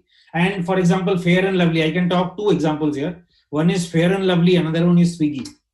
Now the Fair and Lovely, I think, HUL, I don't know, HUL got a little hassled about changing their names and all that, but they didn't realize just by changing the name, people are not going to change their perception of the product, right? So that is one. Second is Swiggy. Swiggy should stand by the situation there, not with the consumer, not with the delivery boy. Swiggy should stand by their protocol, stand by the procedures and the process they follow in their company. One-off cases might always happen. I think they went on too much of justification, which was not required at all. So these are the two cases. Otherwise, you all did fantastically well. All the best to all of you. Great work. Thank you so much, all our judges. We definitely agree that all of us have a scope to learn more. As ma'am said, we are all here to unlearn and learn new things, especially when we have judges like you all to mentor all of us. All of us are ready and power packed to definitely improve our mistakes, and we hope to be better participants and hosts next time. So I would just request the judges to please announce the final results. We go third first? Yes. Okay. So the third one, or the third position, third prize, goes to, I should go by the participant name, which is Echo. Yeah. I think you've scored 23 strong points in our judging evaluation, and you stand third. That's right, Manasi? Congratulations. Yes. I think a round of applause for Pathik. Well done. I think, yeah, I still remember your argument. It was pretty sharp. But I think, like I was saying, just a little bit of packaging, and I think it would have taken it a level ahead, because you had all the points. You had all the valid points. I think you also, in the rebuttal case, I think one of the better answers. So you had it going. It's just that had you packaged it a little better for your argument, you would have probably been a little up and down, and you'll come to know what the other scores are, and you'll realize what I'm talking about. So over to you, Namita, for the second position. Yeah, second position is Foxtrot. Yay! Congratulations! I won't spend too much. I you know what an irony, because I got disconnected right at your presentation, but I made sure I read through your stuff as well. Good. So I'm really happy for you. Congratulations. Yeah, and she's at 23.5. So yeah, you know, Pratik, where you've missed out by that 0.5. It was too close for quite a few. At the top three, yeah, it was too close. Yeah, too close. I think it's very close. I mean, every one of you are very close. So the first position goes to Beta Chitrangana, 24.5 points. Thank very you well so done. much, I remember your presentation. Yeah, very well done. I remember your presentation. But you know, one advice from here also. I'm sorry, being a professor, No, I'm definitely, always sir, definitely. Thinking everyone is a student. So just pardon me for that. But here is one advice: is that crisis management is good. If you go back to the management books, there are 4 different type of consumers you have, right? So the loyal consumers are called true friends of the brand. So crisis management is good in terms of if you as a brand manager or as a marketing manager can revert well, then those loyal consumers become even more loyal with you. They become advocates of your brand, not just loyal. They are already an advocates, but now they become even more stronger, they feel even more stronger. So it's good at times. So the impact which you shown on your presentation could be even better. Try harder next time. Definitely. Great job. Chitrangana, what I really liked about your presentation was that it was very thought through in terms of the steps. I think very clear understanding of where you start from. In fact, I even made notes if I'm not wrong. Yeah, right there. So yeah, I think it was very step by step. You were approaching the problem very clearly, and you didn't just leave it at solving for the problem at hand, but you nicely had the graph back into taking the brand forward from having solved that instant problem at that point in time. So I think that's what I meant. When you have all those points in place, if you just package them right up front that, hey, here's going to be my approach and I'm starting with this first, that's it. It's a winner. You straight up know that, okay, this is a presentation that you completely know is going to deliver from point A to point Z. And you actually had a very complicated case. You didn't have a very straight up consumer case. In fact, all your response could only be after the fact, and especially because it was you were called out as dubious. Now, how do you respond? And I like the fact, so there was a lot of post-mortem and after the fact, which shows responsibility, which is good. I know it wasn't crafted in language and you didn't give a creative solution and stuff, but your case didn't require that. Your case required a sense of responsibility, so which is good. I'm glad. Thank you so much. I would genuinely like to congratulate all our winners for all their podiums. It was truly a tough fight between all the finalists, and we hope that each one of us can grow for the next event and present ourselves in a better manner. Coming back to the exciting part of the event that everybody has awaited, I would like to reopen the floor for the interactive session. So just one point before we reopen it. I want to congratulate the remaining 3 participants also. You all were as good and as to the point. Equivalent to the guys who have won. So I think all of you did very well. Here it's just a matter of we had to select 3 of you guys, so that's what we did. I think all of you are exceptionally well. And that's not just and that's just not random. Okay, like for example, after Mokshu came, Hertz, TikTok right? was. No, TikTok was before that. So after Foxtrot was Hertz. And I thought you were so bang on with the philosophy of it. Yeah, absolutely.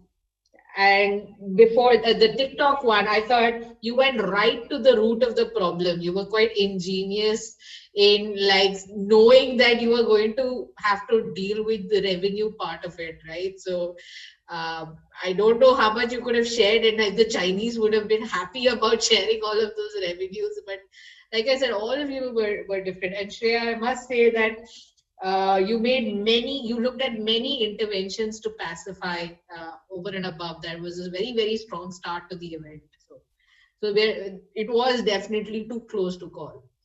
I think a point in case for TikTok especially, I think, there are different stages to your brand journey. Like a brand is, in a different stage, and different category has a different kind of an appeal with the consumer. TikTok is in fact one of those brands that when it was there, it was like the go-to sort of destination on your phone for all the people who were using it.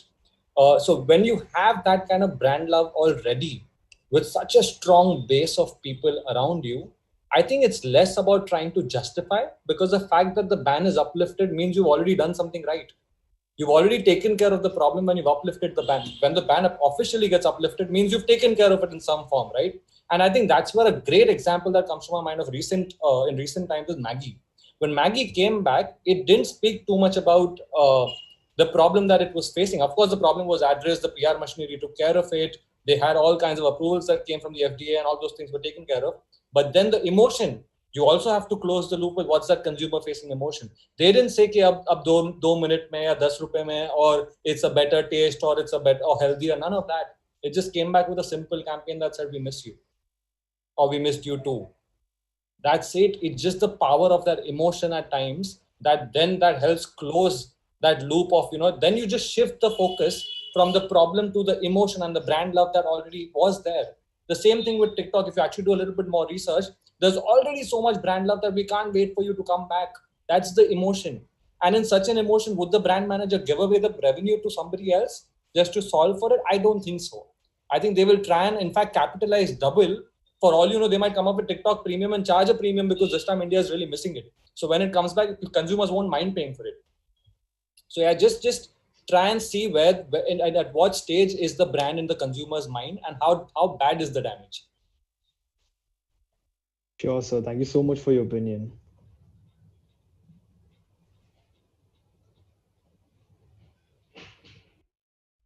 Yeah, we're all looking at each other smiling, guys. If you have any questions, feel free to ask. I think I'm going to be selfish here, and I'm going to begin the session myself. So I had a question for Ketan. So since you are a Mithi Bai alumni, and all of us here are from Mithi Bai, NM, some of the other SDKM and other colleges. Yeah. So we are basically put in your situation a few years ago. So all I want to know is, when you were in college, like when you were about to pass out from your college, what were you thinking? Like, did you have it fixed in your head that you're gonna, step out and get into marketing and advertising? And did you have it all planned, or what was it? Oh, in fact, not at all. I'll tell you what. So I passed out from BCom in 2010, and 2009-10, that academic year, so it's 10 years back. And in 2009, that Kshitij that happened in Mithi Bai, I was the chairperson of that Kshitij. I got out of it. I started a startup of my own. It was called Smart Pockets. I don't even know if you guys would even know about it, but I think just to give an explanation, it was in the lines of what Zomato Gold today is. So Zomato Gold today is just for the hospitality sector, but I was operating in 23 different sectors with 240 brands, trying to be a Zomato Gold for 240 brands. It was pre-app era. We were still using Blackberries and BBMs and stuff like that. That was the time when that startup ran. Of course, had its own hardships with finances and had to sort of dilute from that point in time. But I think that's where the failures teach, right? These great philosophies that we've always heard, that failures teach you so much. Oh, this was such a great learning experience, because that's when I think the need for bringing education back in life really came up strongly, because I was an arrogant asshole. I'm sorry for the French, but I was an arrogant fool, right? Who thought that, hey, chairperson of the college festival, the world is under my feet, I can do whatever I want. Really put in the effort on the startup, but didn't work. I mean, bad luck. But I think that's the learning, and that's when I think I was fortunate to get through Northwestern in Chicago. I completed my master's from Northwestern, and I think that's where I personally feel that a lot of my education and a lot of practical education, because India in general, not anymore, but at least back then, it tend to be more theoretical and less of that practical know-how. And I think that void for me got filled at Northwestern. And then post that, in the course, I think I still remember first day, a lot of people were asking, right? I mean, what would you want to do once you get out of the course, once you graduate? Everybody had answers, and I was one of the first few people to answer that I don't know. And that's when the professor said that, you know what, you're going to have the best learning graph because you don't know anything when you've entered. And I think by the time you exit, you're actually going to have that clarity of a thought in terms of where you want to go. So it's okay to admit that you actually don't know what you want to do, and you are absolutely open to, you know, testing different waters, and I think picking what you want to do from there on. And yeah, I think by the end of that course, I was pretty clear I want to be a strategist or an account planner, like they say in the old days of advertising. And yeah, I think that, and then the big decision between India and US, continue staying there or come here. And I think it was pretty clear that I never wanted to settle in the US. I always wanted to eventually move to India. And then if you want to be a great strategist, you rather be a great cultural expert. And I think what better than a place where you eventually want to sort of work in your life. So I think coming here, and you know, that's the difference. If you are a foreigner working in India, okay, and if you were to crack a campaign on Diwali, for example, or Holi, you will go on Google and you will try reading about it. That doesn't help, because it will tell you Diwali is a festival of lights. People eat great food. People burst firecrackers. People meet each other. And do you think this information is enough to crack any campaign? It's not, because trust me, everybody is sitting with that kind of an information, and the level of cultural understanding and the level of cultural know-how that you need to know is so important to be able to crack those gems, right? Because it's small things that matter, like really small things that matter. Like the fact that I think it was Ogilvy's work, right? I think a few years back, where inviting the house helps family for lunch. I think it was one of the Amazon commercials, if I'm not wrong. But great, I mean, I'm saying Diwali commercial, but how you get into the nuance of the festival, which you only know once you've started experiencing it, feeling it, living it yourself. And that's why I say, you know, stay curious, go out, celebrate everything. Don't be an elitist. Don't be somebody who doesn't, just because, who plays Holi, it's so like whatever. No, please go out there, because you might just find that something which will be so helpful in the times when you actually crack something, when you will be cracking something for Holi, for one of the brands that you might end up working on. And I'm just using festivals as an example, but it's got to do with every experience in life. So yeah, I think my journey from being an arrogant chairperson to understanding humility, honesty, groundedness in the US, to coming back, starting as a management trainee, to now being a senior strategist. I'm in DDB for 6 years now. It's my 6th year now. And yeah, it's just been a great journey. And added to your point of, you know, when you did that, was so important when you showed the waves that you fall and you rise, because yeah, your arrogance also teaches you a lot. So if you are arrogant, trust me, either improve now or it's coming and hitting you really hard at some point in your life. Long story short, or short story long, sorry, that's the way I would put it. I think your response was just perfect. It gave a reality check to a lot of us. It gave us the courage that, you know, you'll eventually make it, but don't be arrogant, because you've not achieved a lot. You're yet to achieve it. And regarding the sentiments of Diwali, I think even the current Cadbury ad was a great one. Because I think as Indians, we are a country that values those little sentiments or those, you know, tiny little emotions so much. And I think nobody can feel it better than the ones who are placed in that situation. So I think that was a great reason to come back, and I think DDB is really, really amazed to have somebody like you in their team. No, never. It's always the company over the organization over the human. Always the organization. You should remember, you know, that we are only reflective of all the people and the hard work before us and around us. We are not, as individuals, we are nothing. I mean, we're like these threads put together. You're only as good as that. So your job is also to help others and things like that. I have a quick question since like I'm in third year, so I have this question. So what are the qualities that companies like DDB and Ogilvy they look for in young graduates? If you're open to hiring them, of course. Trust me, there's one thing I'll tell you about our industry. There's always an opening. If anybody's it's a lie. It's a lie. There's always an opening. It's just that and plus these are. It's just you have to strike. Okay, do you know there's a book called Googliness? No. So Google has a hiring book called Googliness. They look for a thing called Googliness, which they themselves can't ever explain what they mean when they say Googliness. So they wrote a book, an entire book by what they mean by Googliness, and they just look for that weird spark, and that's what Google I'm saying, not Ogilvy or DDB. But I don't know what DDB's stance would be at hiring, and I think what the HR and the rest of the seniors would think. But when I make hires, I think I'm just looking for curiosity. Trust me, that's the only thing that matters to me. And somebody who doesn't work by the clock.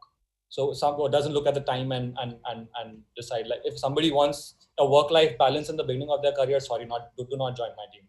Because in the beginning of your career, hey, if you have to be in love with the work you do, and I'm not saying love that philosophical love, but just so hungry and greedy for more work, that if you are willing to like just have a lot of fun down that journey, and if you are curious about a lot of things around you, irrespective of whether it's related to your brand or related to the work you're doing, I think that's the kind of person I would definitely love to hire. That's what I'm looking at. Also, we're a very small industry of 25,000 people right now. Ogilvy only has 1,000 people, and usually those vacancies happen when there is someone's left, or we have a new client, or an existing client has given us more business, right? So it's a very, very small industry, and unfortunately it looks so glamorous and so beautiful from the outside and so creative and awesome and fun. It is the most hardworking, thankless job possible. You get zero credit. Your marketing guys look really good. I mean, it's fine, and it's completely a team effort. You can't attribute who came up with what idea, what strategy, and stuff like that.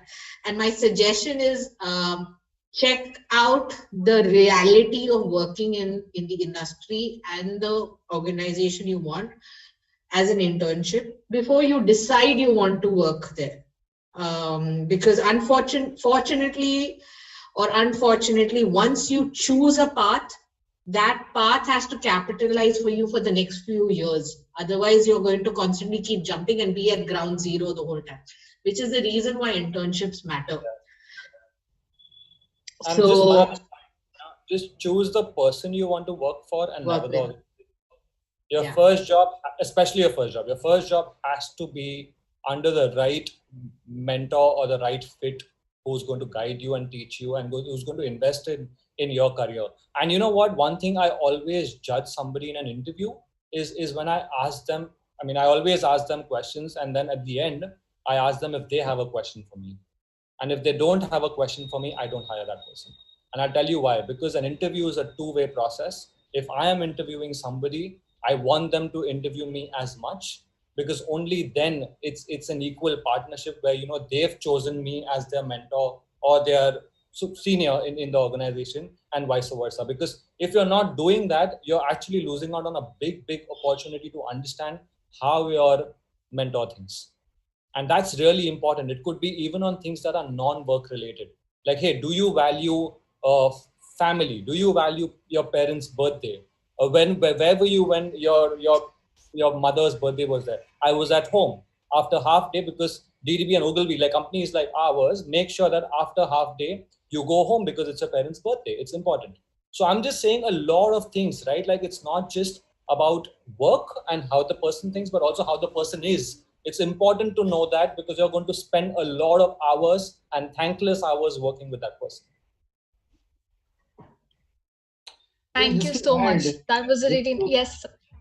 Just to add over here that, initially when I started my career with the advertising, so I was with print, I was with radio, I was with, the media research. Those days used to be ORG Mark. So now ORG has become MRUC. Now my boss used to be Ashok Das, who's now the chairman of MRUC. So I have worked with Big FM also with Tarun. So now after having worked with 10 years, then I shifted to agency just to be on a curious note that, let me see what happens on the other side. Because on the other side, it looks very, glamorous as what Namita has just said, So I said, let me go on to the other side and see. And luckily I got a call from Sam from Madison. And Sam told me, why don't you come and work with us in Madison? So I worked in Madison for almost 8 years handling Coke. Those days when Coke used to be with Madison, I handled Coke and then later on with Marico and, with Cadbury's. So let me tell you one thing that, like Namita and Ketan has given you the inside story, how they hire. But here I want to just tell you one more thing, add one thing also that, if you want to be in the long run in this business, so every day you have to be on your toes. So how do you be on your toes every day? Every day thinking new ideas. Every day, spend your day in such a way that that's the first day in that office. How do you do that? So to do that, you need to be, your basics need to be very strong. Yeah. Trust me. See, now you cannot decide who's your boss going to be. So, the point is your boss may be very good in the interview, but once you start working with him, you may find that your boss is, as somebody as you never wanted. So what do? Do you immediately leave your job and go somewhere else? If you leave your job and go somewhere else, the other person will tell you, why did you leave your job so early? So, it's very difficult. So in advertising and in marketing, it's very difficult to justify why you leave. If you don't leave, people will tell you have become a fossil here. Why are you not leaving that agency? It's been 3 years. What's wrong with you? I'm the 6-year-old furniture here. Yeah, so people say that, what's wrong with you? Some people used to tell me, what's wrong with you? You're in Madison for 6 years, 7 years. So there, what I try to tell you is that if your basics are strong, if your knowledge is strong, basic is strong, then people will recognize you wherever you work. And once they recognize your talent, it becomes easier for you to carry on with that place. And eventually, if you are a good person with good knowledge, you get to meet good people. Trust me.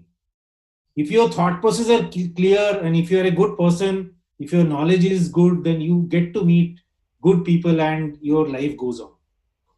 You have to speak up also. You have to demonstrate your skills. That's what I said, that unless and until you have the basic knowledge.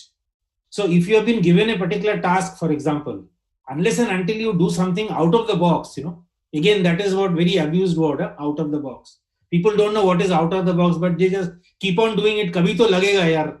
Kabhi to out of the box kuch main kar dunga jo mujhe bhi pata nahi rahega and I will get promoted.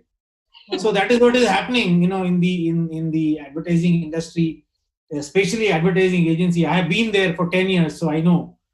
So that happens. So you have to be absolutely on the toes. So it's like running a Formula 1 car. You may know driving, but that X factor you need. Otherwise, you won't be able to drive the car on a Formula 1 track. So that's what it is. I think that's what Ketan meant, I believe. Thank you so much, sir, for inputs. Okay, so I think we have already taken up a lot of time of the judges beyond what we had even promised. So thank you so much for bearing with us, for all the participants and all the judges. So closing this amazing event for the day, I would like to express my gratitude to all our judges for taking time out of their busy, hectic, creative, I don't know what schedule to call it after all the descriptions that I got. And we're going back to work after this, don't worry. You have encouraged and motivated so many of us. All of us are also going to get down to work right after this. I promise you that. So, and also a special round of applause for even to Manasvi for being a great host. I think she's done a good job. Yeah, well done. Very wonderfully spoken and conducted. And also a call out to Meghna as well, because she's coordinated with the so-called difficult people of advertising. Yes. Thanks for being patient and thanks for putting up a brilliant event like this. I've personally enjoyed it. I'm sure I can speak the same for Namita and Sir Ghosh as well. So yeah, well done all you participants. Wonderfully done. And congratulations to the winners. I had fun. I had a lot of fun. Everybody, all the best to everybody. I am there at NMIMS all the time. Anyone wants to come and meet up with me, have a chat, have a cup of coffee, please, you're welcome. I'll get a lot of things to learn from you guys as well. I'm not a typical student to give gyan all the time, okay? I get to learn a lot of things. No, happy to connect with all of you. We're open on both LinkedIn, Instagram, wherever you want to like get in touch with us. Happy to help, happy to connect in whichever possible. So yeah, all the best, do well. And I think, the world is just exciting enough waiting for you guys to come in. See you all. See you all. Take care. Bye. Nice meeting everybody. Bye. Thanks. Bye. See you. Bye. Thank you so much.